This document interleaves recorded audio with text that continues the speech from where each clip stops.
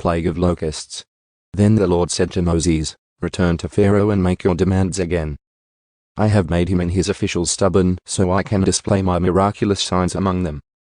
I have also done it so you can tell your children and grandchildren about how I made a mockery of the Egyptians and about the signs I displayed among them, and so you will know that I am the Lord."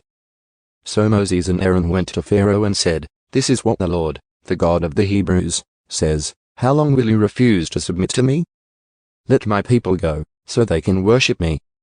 If you refuse, watch out. For tomorrow I will bring a swarm of locusts on your country. They will cover the land so that you won't be able to see the ground. They will devour what little is left of your crops after the hailstorm, including all the trees growing in the fields.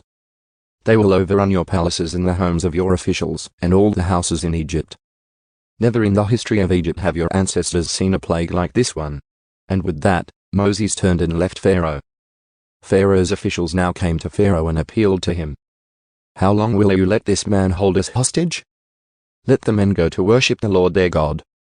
Don't you realize that Egypt lies in ruins?" So Moses and Aaron were brought back to Pharaoh. "All right," he told them, "go and worship the Lord your God. But who exactly will be going with you?" Moses replied, "We will all go, young and old, our sons and daughters, and our flocks and herds. We must all join together in celebrating a festival to the Lord." Pharaoh retorted, "The Lord will certainly need to be with you if I let you take your little ones.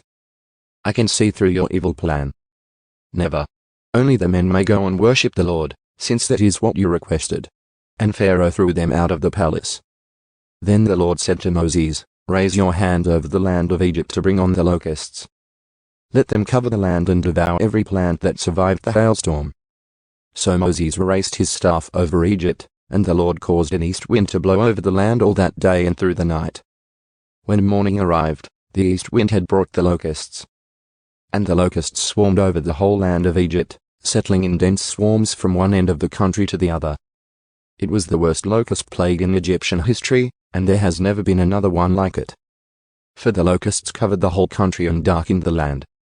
They devoured every plant in the fields and all the fruit on the trees that had survived the hailstorm.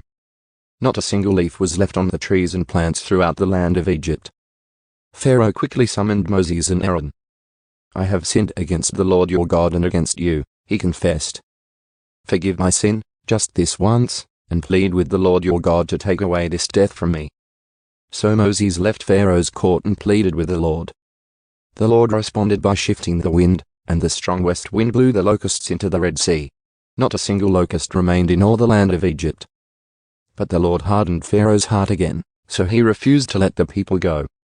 A plague of darkness. Then the Lord said to Moses, "Lift your hand toward heaven, and the land of Egypt will be covered with a darkness so thick you can feel it." So Moses lifted his hand to the sky. And a deep darkness covered the entire land of Egypt for 3 days. During all that time the people could not see each other, and no one moved. But there was light as usual where the people of Israel lived.